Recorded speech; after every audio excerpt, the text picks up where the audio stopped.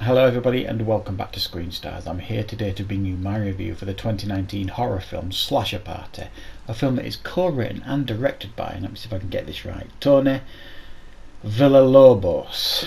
Now, this is a film that focuses on a bunch of social media influencers who are invited to some after party. They all go because they think it will further their career, etc, etc. They all turn up at this after party.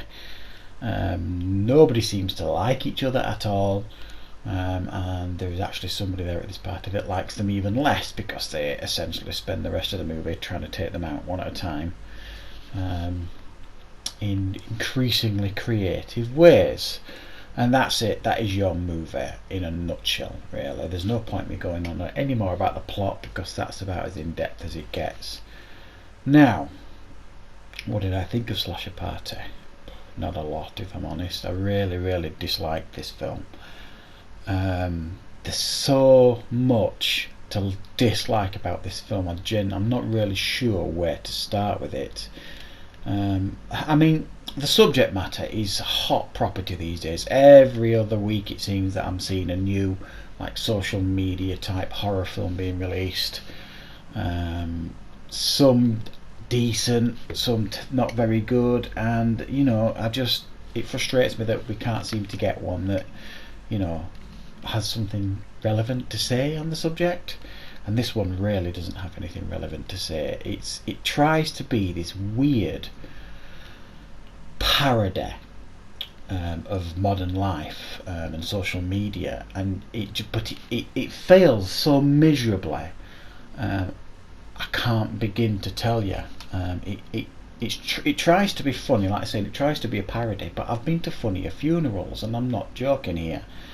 It was just tiresome to watch, with utterly cliched characters and some of the worst writing I've ever come across in a film. I'm not kidding here. Every single one of these characters in this film was unbelievably dislikable. I kind of think it was the point. Maybe that's why they were trying to parody it. But you had one, who was a vlogger, really annoying. You had another guy that was trying to be this rapper, trying to make it big, with, I don't know, his assistant or somebody, whose only talents, it would seem, was that she has nice breasts. And I'm not kidding there, because she keeps showing them off to everybody to show them how nice they are. You've got another one who's an up-and-coming film director who, the reason he's a film director and is because he keeps quoting films from different years. Someone gives him a year and then he tells them what films came out in that year that were popular. So obviously he's a film director, because he can do that. The list goes on. All these social media influencers, all universally unlikable, and unlikable in a way where I couldn't wait for them to be killed, because there was nothing to like about any of them at all. They were either high on drugs or just really awful people. Now, and I've said this before in many a horror review, if you have nobody to root for in these films, they are pointless. I think they just become films where you're just watching people you dislike get killed, which it could be a genre in itself. That, do you know what I mean? Let's all watch unlikable characters getting knocked off, because that's all this film is. I genuinely would like to know anybody that watches this film that had any interest in any of the characters. They were all massively cliched and hugely unlikable. The most annoying cast I think I can ever remember. Some of them are very, some of the girls in the film were very beautiful girls, and I can understand why they'd want to be in this film, because they want to try and make a career for themselves. But bad career choice, I would suggest, this film. The acting at times is best described as shoddy, passable at times by some, but shoddy at times by others, and it's all over the place, really, the acting. And it's one of those films that tries to be self-aware, tries to be meta, but it's just tiresome in its approach. And there's even a character in there that calls somebody a walking cliche, which actually made me spit a bit of my drink out, because they're all cliches. And the only compliment I can really give this film is the ending.